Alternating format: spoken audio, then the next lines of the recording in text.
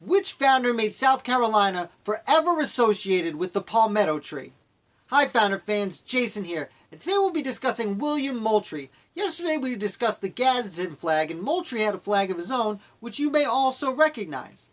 Now, William Moultrie was a leader in South Carolina. Before the Revolution came about, he had already served in both the French and Indian War and several Native American Anglo wars, and he was also on the Colonial Assembly. So, when the Revolution breaks out, he's a natural choice to be chosen as a colonel and go lead his men against the British fighting for freedom. So, he takes his men to Sullivan's Island, and Sullivan Island, it protected the waterway that led to Charleston.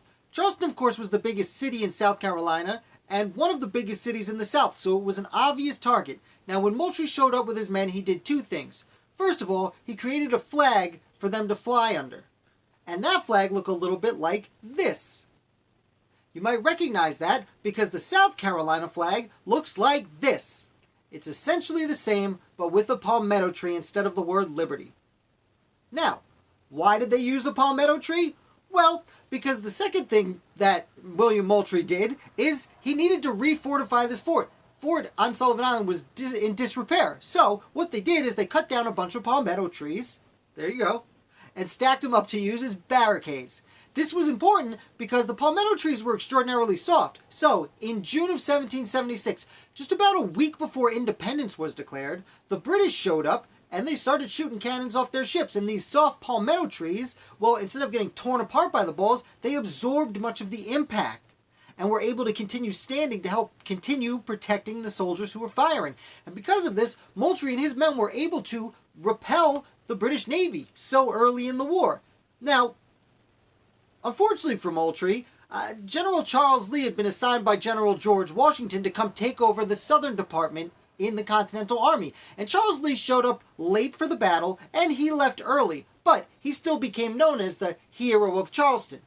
Fortunately for Moultrie, the Continental Congress knew what really happened, and they rewarded him by promoting him to Brigadier General in the Continental Army and absorbing his unit into the main army. So Moultrie would continue. Oh, I should also mention that his victory there indicated, hey, maybe we could beat the British in this war. And they were already planning on declaring independence, or at least debating independence, and the victory on Sullivan Island certainly swayed several members of the Continental Congress to vote for independence. Now, Moultrie would continue with the Continental Army for the rest of the war.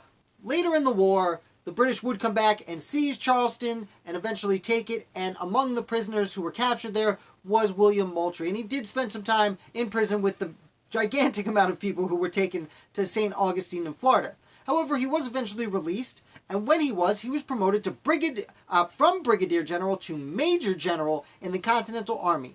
In 1782, William Moultrie was the last person promoted to Major General in the Continental Army.